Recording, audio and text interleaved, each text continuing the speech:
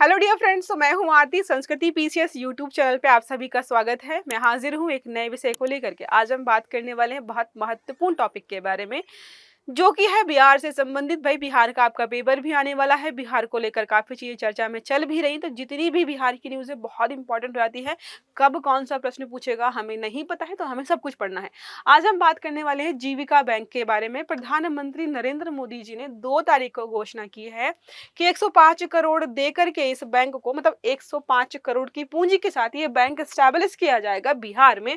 और जो भी बिहार की महिलाएं हैं, जो एसएचजी ग्रुप से जुड़ी हुई हैं, अन्य प्रकार के जो भी छोटे मोटे काम कर रही हैं, वो अगर लोन लेना चाहे यहाँ से, तो उनको कम दरों पर लोन दिया जाएगा। तो इस योजना का महत्व पढ़ेंगे, कैसे लाभ उठाना है, क्या क्या चीजें हैं, क्या पहली बार है, इससे पहले भी क्या इस प्रकार की योजनाएं शुरू हो चुकी हैं, सारा हम कवर करेंगे। साथ में इस योजना को केंद्रीय योजनाओं से कनेक्ट करके भी बात करेंगे। क्या लिखा है? 2 सितंबर 2025 को 105 करोड़ की पूंजी है। पूंजी जो है संस्था के बैंक खाते में जाएगी। जो भी बिहार की ग्रामीण महिलाएं हैं, उनको कम ब्याज पर ऋण दिया जाएगा।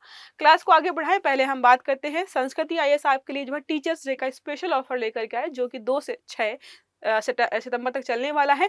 तो यूपीपीएससी और यूपीएससी का इंटीग्रेटेड फाउंडेशन कोर्स जो है लाइव और ऑनलाइन दोनों मोड में, प्री प्लस मेंस का, उनमें 50% से ज्यादा का डिस्काउंट आपको दिया जाए। तो इंटीग्रेटेड कोर्स जो है ये 35,000 में मिल जाएगा। ईएमआई की सुविधा अवेलेबल है। फाउंडेशन कोर्स जो यूपीपीएससी का है ये 30,000 में मिल जाएगा। बाकी 2 ईएमआई की सुविधा अवेलेबल है। यहाँ पर मोर देन 60% का डिस्काउंट दिया जा रहा है।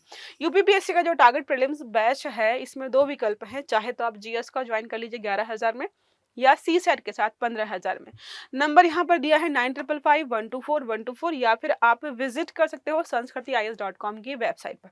आते हैं टॉपिक पर वापस। तो है यहाँ पर जीविका कार्यक्रम पहली बार नहीं है। 2006 में बिहार की ग्रामीण आजीविका परियोजना के रूप में इसको स्टार्ट किया गया था। 2007 में विश्व बैंक की मदद से जीविका नाम मिला। उद्देश्य क्या था कि जितने भी स्वयं सहायता ग्रुप हैं, एसएचजी सेल्फ हेल्प ग्रुप जो है, इनके माध्यम से महिला का सशक्तिकरण या महिलाओं का सशक्तिकरण हम करेंगे। अब बिहार की उपलब्धि के बारे में बात करते हैं, तो ऐसा माना जाता है कि 1.3 करोड़ महिलाएं एसएचजी से जुड़ी हुई हैं, और लगभग 11 लाख जो है एसएचजी ग्रुप जो है बिहार में काम कर रहे हैं। एसएचजी ने छोटे उद्योग में जो है डेयरी कृषि आधारित उद्यम खड़े किए हैं, और बहुत सारे लोगों को रोजगार भी दिलाया। राष्ट्रीय पहचान के बारे में बात करते हैं, तो जीविका मॉडल डे जो है एनआरएलएम राष्ट्रीय ग्रामीण आजीविका मिशन 2011 में सम्मिलित किया गया था। बिहार के बारे में बात करते हैं, तो पूरे भारत में एसएचजी आंदोलन का अग्रणी राज्य रहा है। 1950 से 1960 के दशक में आपको यहाँ पर जो है इस प्रकार की चीजें देखने को मिल जाएंगे। ब्याज दरों की कमी के बारे में बात करते हैं, तो जो माइक्रो फाइनेंस इंस्टीट्यूशंस होते हैं एमएफआई से 18 से 24% ब्याज, और यहाँ पर अब जो है आपको सस्ता दिया जाएगा। सहकारिता आंदोलन को बढ़ावा मिलेगा, तो बिहार सहकारिता आंदोलन को लेकर जो है पहले भी चर्चा में रहा है। सुधा डेयरी के बारे में आपने सुना होगा। अब महिलाओं के लिए विशेष जो है सहकारी बैंक यहाँ पर स्थापित किए जा रहे हैं। डिजिटलाइजेशन के बारे में बात करते हैं, तो ऑनलाइन ट्रांजेक्शन्स होंगे, भ्रष्टाचार वगैरह कम होगा। 12,000 सामुदायिक कैडर्स को जो है टैबलेट वगैरह दिए गए हैं, ताकि वो इन महिलाओं की मदद कर सकें जो भी चीजें डिजिटल वगैरह हो रही हैं। महिला उद्यमिता को बढ़ावा मिलेगा। ग्रामीण महिलाएं होंगी उत्पादक से उद्यमी बनेंगी। हाल फिलहाल में एक वेब सीरीज का ट्रेलर देखा था मैंने, वेब सीरीज नहीं देखी है, नेटफ्लिक्स में अवेलेबल है, मिट्टी नाम है। ट्रेलर में उसमें एक लाइन बोली थी उसने कि पहले जो रिस्क लेता था वो बेवकूफ कहलाता था, लेकिन आजकल के समय में जो रिस्क नहीं लेता है वो बेवकूफ कहलाता है। और मुझे लगता है ये बात काफी हद तक सही भी है। आज अब देखिए, जो भी बड़े बड़े जो है करोड़पति उद्योगपति हैं, वो वही हैं जिन्होंने रिस्क लिया है। छोटे छोटे स्टार्टअप्स जो है हाल फिलहाल में हुए थे, 2-2 3-3 साल में इतने बड़े स्तर पर पहुंच गए हैं। ओला, उबर, ओयो, बहुत सारे ऐसे हैं, उन्होंने रिस्क लिया है। तो क्या बात की जा रही है यहाँ पर जो है ऐतिहासिक परिप्रेक्ष्य के बारे में बात करते हैं, तो बिहार में जो है सहकारिता आंदोलन 1950 से 1960 के दशक में मजबूत हुआ था और सुधा डेयरी इसी का एक जो है जागता सा उदाहरण है। बाकी अमूल डेयरी के बारे में आपने पढ़ा ही है, वो जो है आपका गुजरात से संबंधित है।